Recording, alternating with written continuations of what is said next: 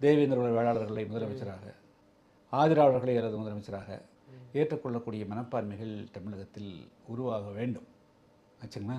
ஏன்னா தமிழ்நாட்டில் எல்லாருமே எல்லா சாதியும் எப்படியாவது அந்த நாற்காலியை மோராலஸ் டச் பண்ணிட்டாங்க.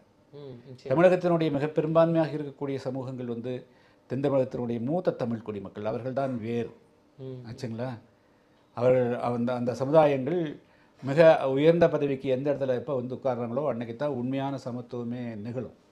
அதனால் இன்றைக்கி வந்து கட்சியினுடைய பெரிய கட்சி திராவிடம்னு சொல்லிட்டோ தேசிய கட்சியினுடைய பேரை சொல்லிட்டோ சாதிவாதிகளாக சட்டமன்ற உறுப்பினர்கள் இருந்தாலும் அல்லது முன்னில் இருக்கக்கூடிய கட்சி நிர்வாகிகள் இருந்தாலும் அவர்கள் தங்களை எல்லாம் மறுசீரமைத்து கொள்ள வேண்டும், மறுத்துக்கொள்ள சூழ்நிலைகள் உருவாகும் ஆச்சுங்களா.